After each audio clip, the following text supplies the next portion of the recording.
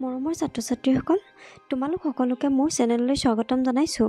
আজি আমি চতুৰ্থ শ্ৰেণীৰ ইংৰাজী পাঠ্যপুথিৰ লেচন নম্বৰ 1 অ' লুক এট দ্য মুন নামৰ কবিতাটোৰ প্ৰশ্নোত্তৰ সম্পৰ্কে আলোচনা কৰিম।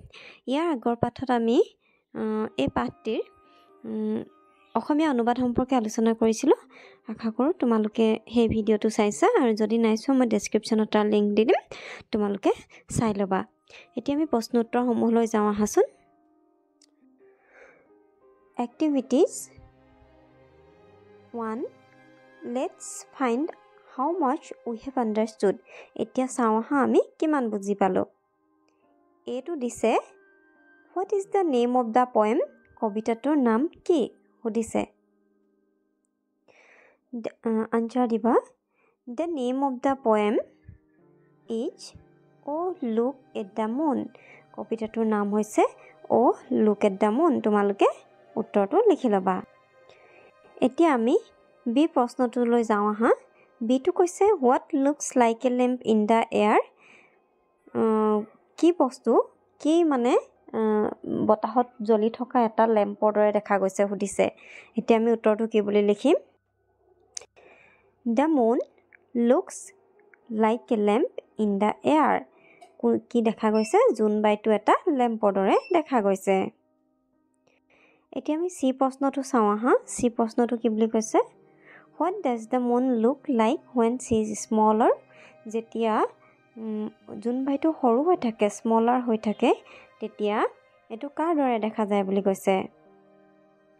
The moon looks like a bow when she is smaller. যেতিয়া জোনবাইটো স্মল হৈ থাকে, সৰু হৈ থাকে, তেতিয়া এখন ধনুৰ গতে দেখা যায় বুলি কৈছে। অৰ্থাৎ অৰ্ধচন্দ্ৰাকৃতি যে হৈ থাকে, তেতিয়া এখন ধেনুৰ দৰে লাগে দেখিবলৈ। গতিকে সেই কথাটোকে বুজাব খুজিছে। ইয়াৰ পিছৰ প্ৰশ্নটো কৈছে What does the moon look like when she grows bigger? যেতিয়া জোনবাইটো ডাঙৰ হয়, তেতিয়া এইটো কাৰ নিচিনা হয় বুলি কৈছে? The moon looks like an O when she grows bigger. এটা ইংৰাজী O আখৰটোৰ গতে দেখা যায় বুলি কৈছে। অৰ্থাৎ সম্পূৰ্ণ জোনবাইটো যেতিয়া হয়, তেতিয়া ইংৰাজী O আখৰটোৰ দৰে গোল হয় যে, সেই কথাটোকে বুজাব খুজিছে। এতিয়া আমি 2 নম্বৰ প্ৰশ্নটোলৈ যাওঁ আহা। 2 নম্বৰ প্ৰশ্নটো কি কৈছে? Let's play with rhyming words. এতিয়া আমি ৰাইমিং ৱৰ্ডছৰ সৈতে খেলোঁ আহা। অৰ্থাৎ ছন্দযুক্ত শব্দৰ সৈতে খেলোঁ আহা। ৰাইমিং ৱৰ্ডছ সেইবিলাক যিবিলাকৰ এটা নিৰ্দিষ্ট ছন্দ থাকে। 1. We know rhyming words, don't we? আমি ৰাইমিং ৱৰ্ডছৰ বিষয়ে জানো, আমি নাজানোনে সুধিছে। আমি জানোনে মানে ৰাইমিং ৱৰ্ডছ কি বস্তু আমি গম পাওঁনে সুধিছে। তেতিয়া ছোৱালীজনীয়ে কৈছে Yes, mother. হয় মা, সেইবুলি কৈছে। Let's play. I will say some words. Read the poem and say one rhyming word for each one. এতিয়া আমি এটা খেল খেলোঁ আহা বুলি কৈছে। মই কিছুমান শব্দ ক'ম, আৰু তুমি কবিতাটো পঢ়ি সেই তাৰ প্ৰতিটো শব্দৰে ৰাইমিং ৱৰ্ড একোটাকৈ ক'ব লাগে।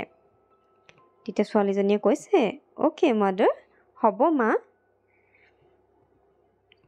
তেতিয়া মাকে কৈছে Took, noon, hair, father, books, ramp, cow, taller. এই শব্দকেইটা ৰাইমিং ৱৰ্ডছকেইটা তোমালোকক ইয়াত লিখিব লাগিব। গতিকে মই লিখি দিম, তোমালোকে কৰি ল'বা। Took হ'লে হ'ব look, noon হ'লে হ'ব moon, hair হ'লে হ'ব air, father হ'লে হ'ব mother, books হ'লে হ'ব looks, ramp হ'লে হ'ব lamp, cow হ'লে হ'ব now, taller হ'লে হ'ব smaller. যিহেতু কবিতাটোৰ পৰা লিখিব কৈছে, গতিকে আমি বেলেগ শব্দ, বাহিৰা শব্দ ভৰোৱা নাই। কবিতাটোত থকা শব্দকেইটাহে ইয়াত আমি ভৰাব লাগিব। এতিয়া আমি 3 নম্বৰ প্ৰশ্নটোলৈ যাওঁ আহা। 3 নম্বৰটো কি কৈছে? Write the opposites of the underlined words.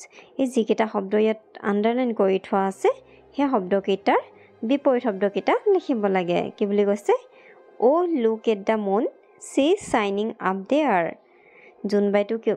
জোনবাইটোলৈ চোৱা, তাই তাত জিলিকি আছে বুলি কৈছে। এতিয়া তাই চি শব্দটো আৰু আপ শব্দটো, এই শব্দকেইটা আমি বিপৰীত শব্দ লিখিব লাগিব এতিয়া কি হ'ব সি হলে হ'ব হি তাই হলে হ'ব হি আৰু আপ হলে ডাউন আপ ডাউন সি হি এতিয়া আমি 4 নম্বৰ প্ৰশ্নত লৈ যাওঁ হা 4 নম্বৰটো কি কৈছে read aloud the following pairs of words তলৰ যিখিনি পেয়াৰ্স শব্দৰ পেয়াৰ্স দিছে বিপৰীত শব্দৰ পেয়াৰ্স হয় এইকেইটা আমি ডাঙৰকৈ পঢ়িবলৈ কৈছে মই পঢ়ি যাম তোমালোকে চাই যাবা বিফৰ আফটাৰ বিফৰ মানে আগত আফটাৰ মানে পিছত ডে নাইট দিন ৰাতি বিউটিফুল আগলি ধুনীয়া কুৎসিত অৰ্থাৎ দেখিবলৈ ধুনীয়া হলে বিউটিফুল তাৰ বিপৰীতটো হ'ব আগলি আউটসাইড ইনসাইড আউটসাইড মানে বাহিৰ ফালে ইনসাইড মানে ভিতৰ ফালে ফাৰ নিয়াৰ ফাৰ মানে দূৰত নিয়াৰ মানে ওচৰত পিক থ্ৰ পিক মানে হৈছে বুটলি লোৱা বা তুলি লোৱা থ্ৰ মানে হৈছে দলিয়াই পেলোৱা এতিয়া আমি ডাঙৰকৈ পঢ়িম before after day night beautiful আগলি আউটসাইড ইনসাইড ফাৰ নিয়াৰ পিক থ্ৰ তোমালোকে চাই যাবা এতিয়া আমি 5 নম্বৰ প্ৰশ্নত লৈ যাওঁ আহা 5 নম্বৰ প্ৰশ্নটো কি কৈছে এক্টিভিটি থিংক এণ্ড সে হু আই এম ভাবা আৰু কোৱা মই কোন হয় ভাবি পেলাই ক'বলৈ কৈছে I live in the sky মই আকাশত বাস কৰোঁ বা মই আকাশত থাকোঁ sometimes I am small and sometimes I am big কেতিয়াবা মই সৰু হওঁ আৰু কেতিয়াবা মই ডাঙৰ হওঁ I glow at night মই ৰাতি জিলিকি উঠো who am I মই কোন তোমালোকে ক'ব পাৰিবানে I am the গতিকে কি হ'ব I am the ইয়াত হ'ব moon অৰ্থাৎ ৰাতি কি জিলিকি উঠে জোনবাই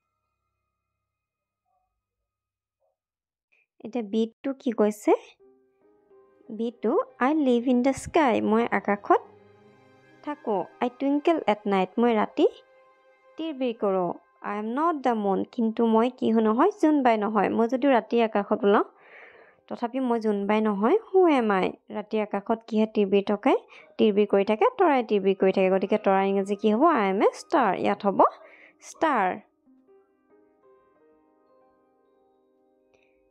I am hot I am bright I am big I give light who am I মই গৰম মই উজ্জ্বল মই ডাঙৰ আৰু মই পোহৰ দিওঁ গতিকে মই কি হয় I am the sun এটো হ'ব সূৰ্য গতিকে কি হ'ব সূৰ্যৰ ইংৰাজীটো কি হয় sun গতিকে ইয়াত তোমালোকে সূৰ্য sun লিখিবা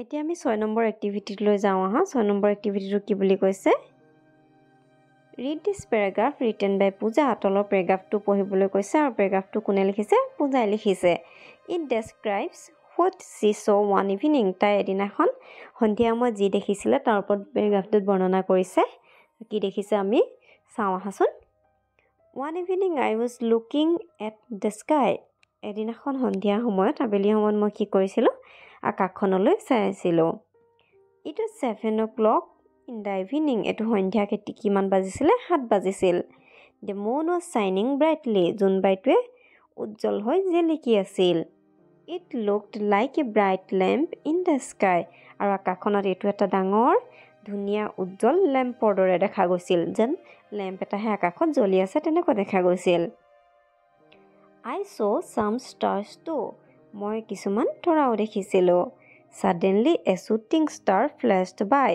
হঠাতে এটা তৰা খহি পৰাৰ দৰে অৰ্থাৎ এটা পপিয়া তৰা এটাই পাৰ হৈ যোৱা দেখিছিল Now look at the pictures below and write a few sentences on each of them এটা তলৰ এই পিকচাৰ কেইটা চাব কৈছে আৰু চাই লৈ ইয়াত কি পিকচাৰ কেইটা ছবি কেইটাত কি দেখা পোৱা গৈছে লিখিবলৈ কৈছে আমি চাওঁ হাচোন কি দেখিছো ছবি কেইটাত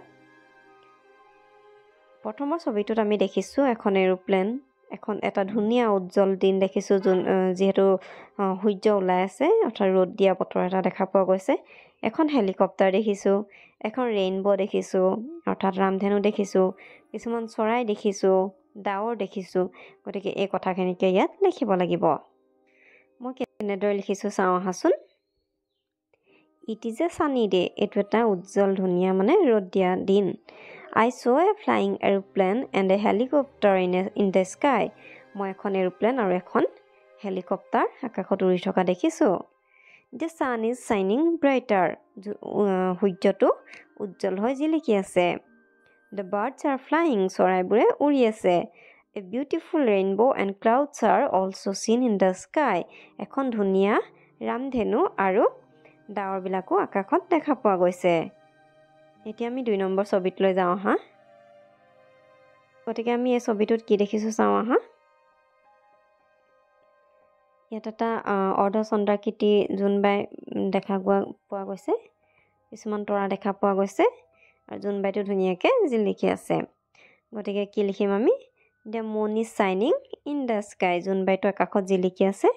It looks like a bow in the sky. এই জোনবাইটো এখন ধনুৰ দৰে দেখা পোৱা গৈছে। The stars are twinkling. আৰু তৰাবোৰে তিৰবিৰ কৰি আছে। গতিকে মৰমৰ ছাত্ৰ ছাত্ৰীসকল, আজিৰ পাঠত আমি ইয়ালৈকে আলোচনা কৰিলোঁ। ইয়াৰ পৰৱৰ্তী প্ৰশ্নোত্তৰসমূহ পৰৱৰ্তী ভিডিঅ'টোত আলোচনা কৰা হ'ব। তাৰ বাবে তোমালোকে মোৰ চেনেলটো ছাবস্ক্ৰাইব কৰি ল'বা, যাতে তোমালোকৰ বাবে মই আৰু ভিডিঅ' বনাবলৈ উৎসাহ পাওঁ। ধন্যবাদ।